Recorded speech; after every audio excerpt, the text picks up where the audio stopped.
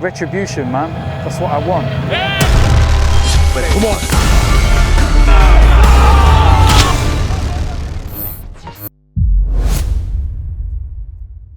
How we doing, guys? So what am I going to moan about today? I'm going to moan about the treatment of Javi Garcia at Watford. I represent my fucking self. How we doing, guys? Welcome to DT's Daily. That's right. Because, of course, he is now their former manager, as he was sacked over the weekend. Now, there's a few Watford fans that I've spoken to, and they've said it was expected. They thought this was coming. But it would have happened after their last game, not a week into the international break. You kind of thought, as time went on, that things were not going to happen. But it has happened. And literally within moments of them sacking him, they've announced their new manager.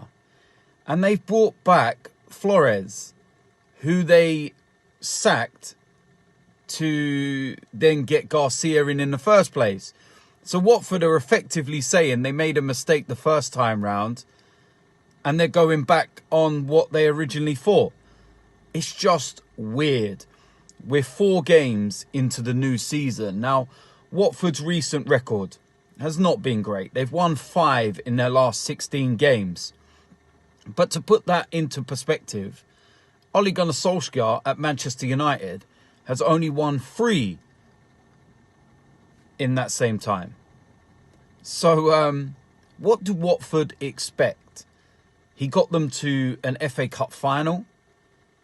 It's no shame losing to Manchester City, even though the scoreline was humiliating. It's Man City, and they were on a different level that day. I feel that maybe getting to the cup final hindered them towards the end of the season. A lot of players, their minds were focused solely on the FA Cup final. For a lot of them, that was the biggest games of their career. That was their moment. You know, walking out at Wembley, cup final, something that you grow up as a child and dream about. And I feel that that did affect them big time. But I just don't agree with the way Watford have treated Javi Garcia. I just don't agree with it. 4 games in. I know they've had a bad start. I know that they lost their first 3 games. But, you know, you think about the whole summer spending, the whole transfer strategy. They went out and they got Danny Welbeck in, which for me is a good signing once he gets himself up to speed again. You got to look at Ismail Sarr that they signed from the French league, and Arsenal know about him all too well because he scored against us last year in the Europa League. And you've got to look at that and say, what are these players now sitting there thinking about the whole situation? Because these players sign for the club based on who the manager is and, you know, the ideas, the philosophy, etc., etc. And then within a month, there's a new guy in. And the new guy could have, you know, a different approach, a different philosophy. May not like one of the new players that's come in, for example. And, yeah, I just find it strange. I really do. The fact that they've gone back is what's strange. You know, Premier League clubs now are so scared of getting relegated that they're making decisions so quickly. Watford don't want to get stuck in this rut where, you know, they go 5, 6, 7, 8 games and they've still not picked up a win. Because then you become embroiled in that cycle. So I suppose Watford are trying to look at that and think, how can we nullify that? How can we, you know, deal with that situation? Let's act early. But it's the fact that they've called in their old manager, who they sacked. That's what just doesn't sit with me. They're basically admitting they were wrong. So, yeah, there we go. That's what I'm going to moan about today. The treatment of Javi Garcia at Watford. Because it's a strange one. So, any Watford fans out there watching, let me know in the comment section what you think about the situation.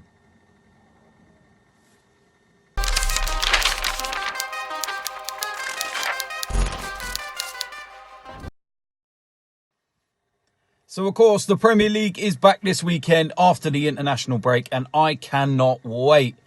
On Saturday, the first game of the day is Liverpool against Newcastle. Liverpool, they're going to want to keep their 100% Premier League record.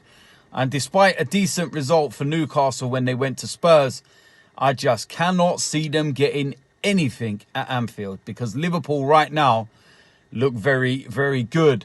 You're looking at some of the games during the course of the afternoon. Big game at Old Trafford. Manchester United against Leicester.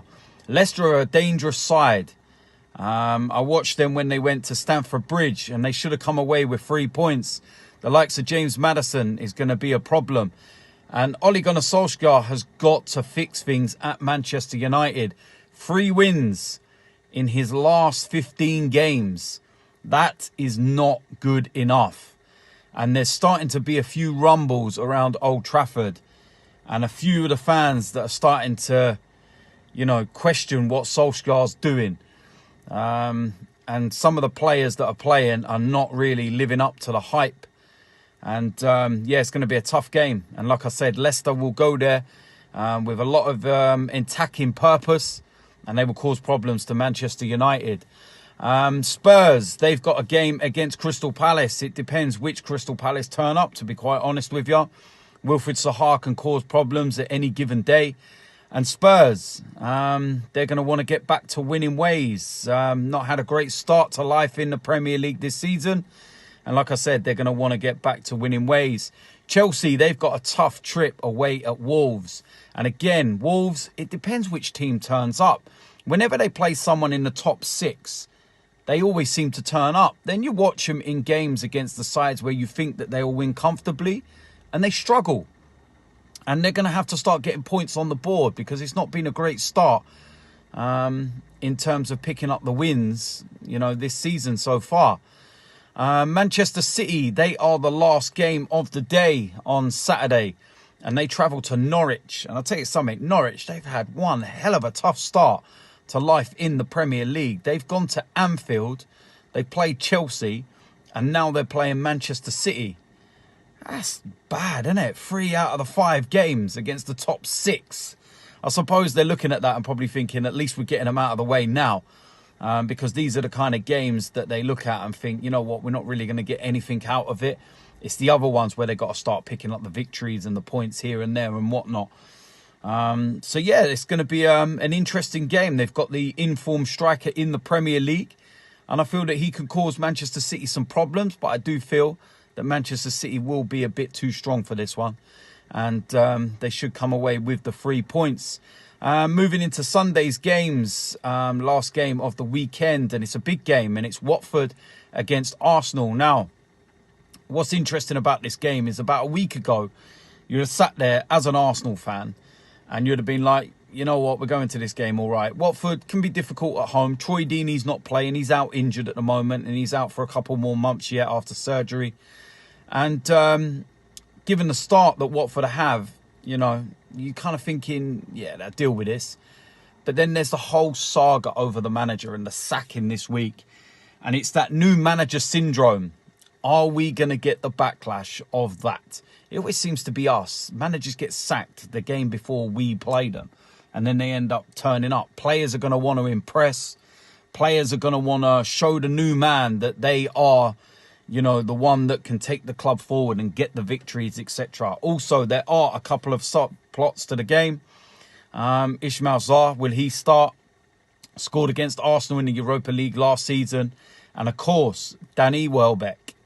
Contract run out at Arsenal. Will he start? Is he fit enough? And it wouldn't put it past Danny Welbeck turning up and scoring against Arsenal. Could you imagine that? My word. In terms of Arsenal, we've had good preparations, to be quite honest with you. When you look at the players that have not gone on international duty, Pierre-Emerick Aubameyang, he's been resting. He went to the Italian Grand Prix and he's been chilling and just getting on with things. Alexandre Lacazette not been called up to the French squad, so he's had time to recuperate and rest and, get over that niggling little injury that he had from pre-season when we played Lyon. Also, Nicolas Pepe He actually went on international duty with the Ivory Coast, and they sent him back because they feel that with him not having a pre-season, the best thing for him was to go back to Arsenal and to, you know, really start to work on adapting to life in the Premier League and everything else. So that's perfect for us, to be quite honest with you. And you look at the players that went out, Ceballos, he was superb when he played for Spain. I watched, you know, some of the stuff that he was doing out there, and we got one hell of a player on our hands. And I just hope that we can go and get that deal permanent, but we'll wait and see. So, yeah, some big games this weekend, like I said. I'm looking forward to them. I'm looking forward to seeing, you know, what happens with some of the other sides in the top 6. Are the lesser sides going to start turning up now against the likes of Liverpool and Man City? Or are they going to keep getting rolled over? I feel a lot of these sides are already feeling like they've been defeated before the ball's even been kicked. And that's half of the problem. I remember Arsenal's Invincibles were like that. Teams knew in the tunnel they weren't winning the game. And it became easy. So we'll wait and see. That's the fixtures for this weekend. There are some other games in there. And, yeah, those are the big ones involving the top 6. So we'll see what happens. I'm looking forward to it.